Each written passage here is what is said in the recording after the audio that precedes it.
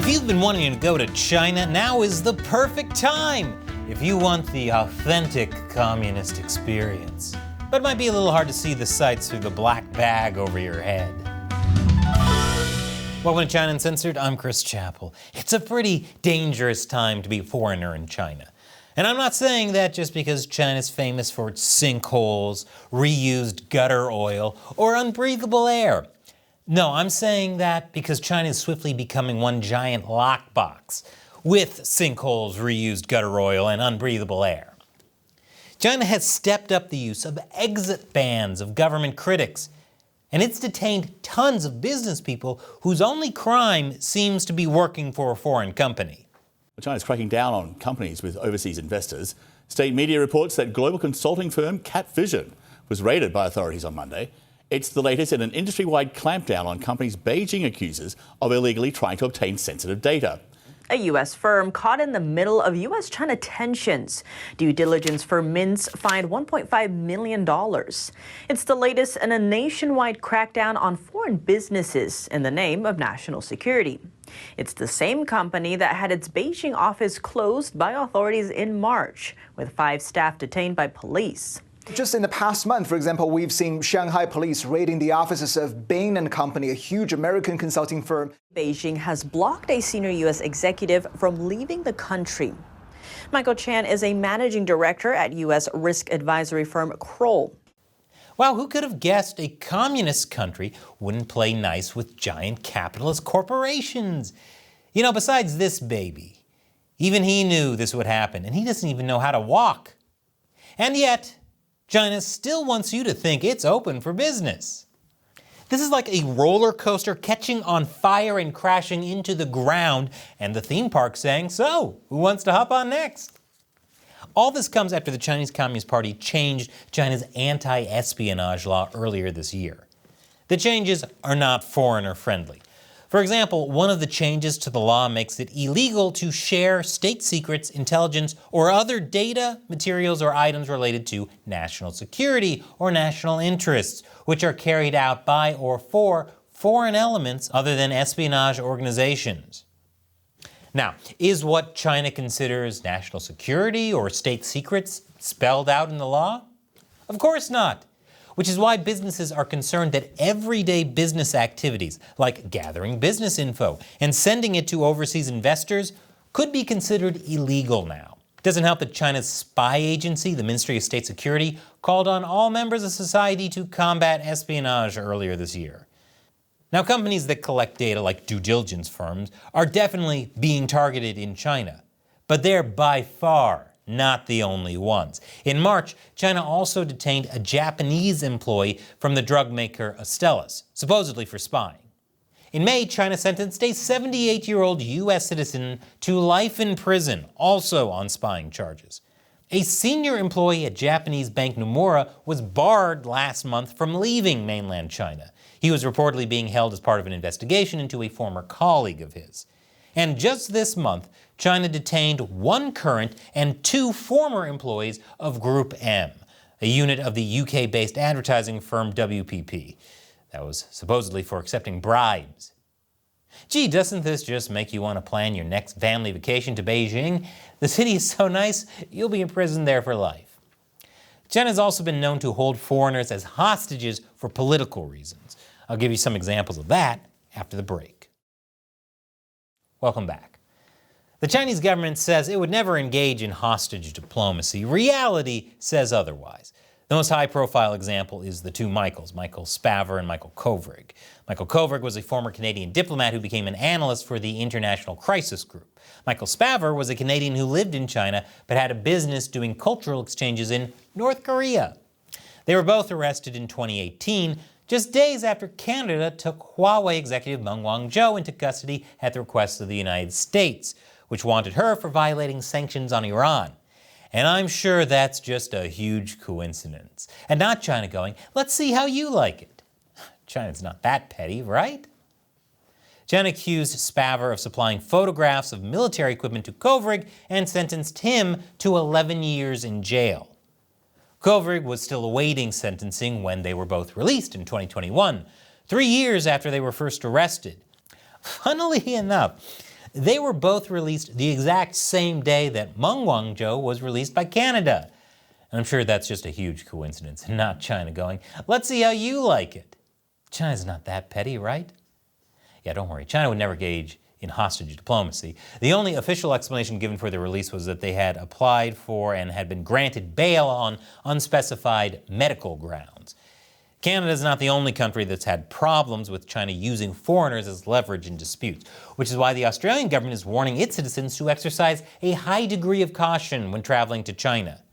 And mind you, this is Australia telling people to be careful. You know, the country that's so insane that if you ask, hey, remember that time a guy punched a kangaroo to save his dog? People will say, which time?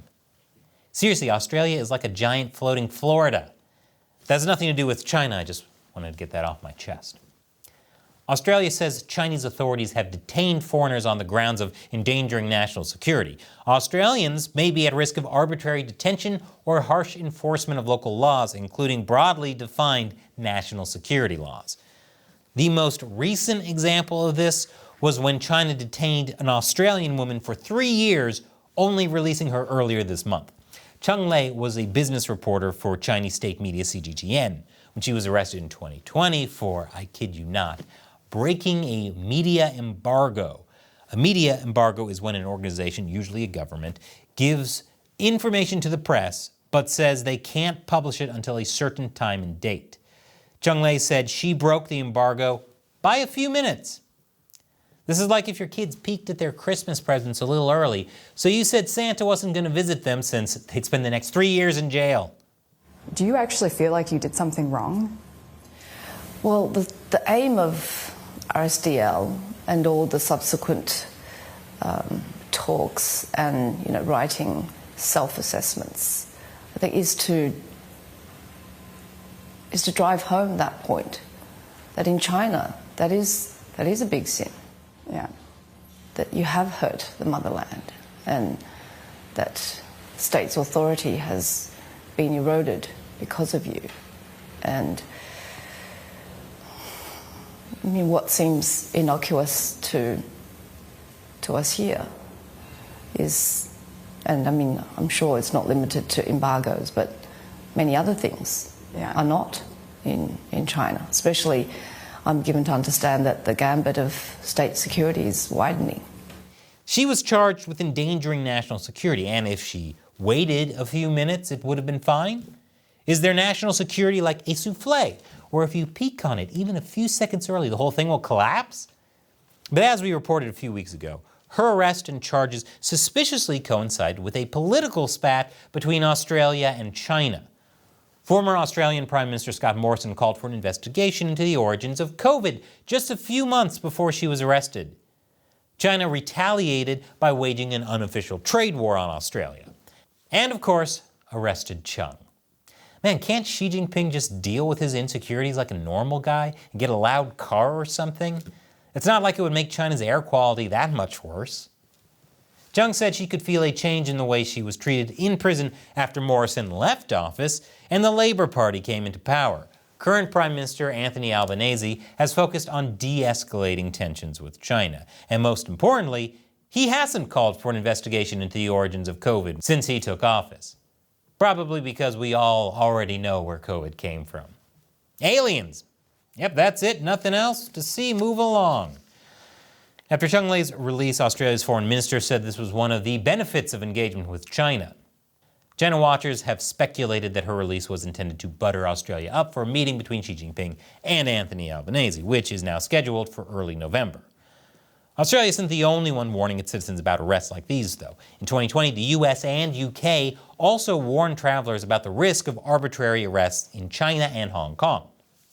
And then this June, the US put out a new travel advisory, suggesting that Americans reconsider travel to mainland China due to the arbitrary enforcement of local laws, including in relation to exit bans and the risk of wrongful detentions. If you want to spend your vacation in jail, there are more fun ways to do it than going to China. For example, you can throw balloons filled with pudding at politicians. According to the human rights group Safeguard Defenders, China has 15 laws on its books that justify exit bans both for Chinese nationals and foreigners. China also isn't above using investigations into foreign businesses for political reasons. I'll tell you more after the break. Welcome back. When it comes to political pressure against foreign businesses, China has all sorts of tools in its arsenal. Taiwanese company Foxconn, the company that makes iPhones and suicide nets for its employees, said it's facing a tax and land use probe in China. Two sources close to Foxconn told Reuters they believe it's politically motivated. The founder of Foxconn, Terry Guo, is currently running for president in Taiwan. He's seen as a more China-friendly candidate, or shall I say, more China money-friendly candidate than his rival and frontrunner Lai Ching-te. But despite being relatively pro-China, China seems to want him to drop out. That's because he's running as an independent, which could further split the pro-China vote, which is already divided between the Kuomintang candidate and the Taiwan People's Party candidate. His run as an independent is especially important as the pro-China candidates are now considering running on a joint ticket. Of course, China denies this targeting of Foxconn, saying the probe is just normal law enforcement. But at the same time, a spokesperson for China's Taiwan Relations Department said, while Taiwan businesses enjoy growth on the mainland, they should also assume corresponding social responsibilities and play a more active role in promoting peaceful development of cross-strait ties. Which is rich. China telling Taiwan it needs to promote peace is like a mugger telling the person they're sticking up, just give peace a chance, man. Apparently you can't just make money in China, you gotta have guanxi with the mainland as well. Now, Reuters sources said that there were tax audits done on several companies around the same time, but only Foxconn's audit was publicized in state media, a sign that China wanted to make Foxconn an example. Another reason China could be making an example of Foxconn is because it's looking to move away from China. It's been pushing to diversify its manufacturing base, and that could mean opening factories in India, one of China's arch enemies. One source told Reuters they viewed the audit as a warning to Foxconn about moving out of China. Seriously, Xi, funnel your insecurities into a loud car instead. As you can imagine, China's attitude towards foreigners has been a huge turnoff for foreign business in China. Michael Hart, the president of the American Chamber of Commerce in China, based in Beijing, told CNN that our business community is spooked. The Chinese government has continuously said it welcomes foreign investment. However, a flurry of recent actions taken against U.S. enterprises in China has sent the opposite message. The U.S. Commerce Secretary said that because of China's actions, American businesses are starting to go elsewhere. They can't operate and think that there's going to be a raid on their business and they're not going to be told exactly what they did wrong. The recent moves by the Chinese government with their data localization or their counter-espionage amendments, it's just too much. And what businesses are telling me is the risk is too high and there are other places to do business in the world. You know you messed up when all your benefits of engagement aren't enough to convince businesses to stick around. And all they care about are benefits of engagement. I ain't saying they're a gold digger, but they ain't messing around with no arbitrary arrests. She also warned that China was becoming uninvestable for the same reasons. According to the Associated Press, official data shows that foreign direct investment in China fell 89% from a year earlier in the 3 months ending in June. Wow, is Wall Street actually waking up to the fact that China isn't a safe investment? Nah, it must be a reaction to all the House committee investigations that are actually looking under the hood of investments in China. According to the Wall Street Journal, the corporate retreat from Hong Kong is accelerating, with the lowest number of U.S. businesses being recorded in the region since 2004. The American Chamber of Commerce in China, based in Shanghai, did a survey of 325 U.S. companies there. It said 1/3 of respondents reported that policies and regulations towards foreign companies had worsened in the past year. It also said that the percentage of companies optimistic about the 5-year business outlook fell to 52%, the lowest in the survey's history. That's right, China has literally destroyed their hopes and dreams. That's like what a Disney villain would do. The Foreign Correspondents Club of China says foreign journalists are also being exit banned. In its 2022 report, it says, Chinese authorities appear to be encouraging a spate of lawsuits or the threat of legal action against foreign journalists, typically filed by sources long after they have explicitly agreed to be interviewed. Journalists who have been targeted by these lawsuits have been barred from leaving the country while the lawsuits are ongoing. So if you're a businessman, journalist, or just a tourist who wants to vacation in China, I still recommend you go to China. Just make sure it's the Republic of China. Because even if you somehow wind up in jail there, at least there won't be as much sinkholes, reused gutter oil, and unbreathable air. And I can't make China Uncensored without support from viewers like you. All it takes is $1 an episode on patreon.com/China Uncensored. I call the fans who support the show the China Uncensored 50-cent army. And as a thank you to them, I answer their questions. And today's question comes from Ian Pendleton. How much influence does the CCP have in the state of California, at least as far as we're aware? Does the CCP have anything to do with how much of a disaster the state is right now? Or is that all the fault of the California government? That's an excellent question, Ian, and there is a lot there. Turns out China has been infiltrating California politics for a long time. There's really too much to talk about here, which is why I'm going to recommend you click on this video here all about it. China Uncensored can't continue without your support, so click on that orange button if you want to join the China Uncensored 50-cent army, like Ian. Thanks, Ian. Once again, I'm Chris Chappell. See you next time.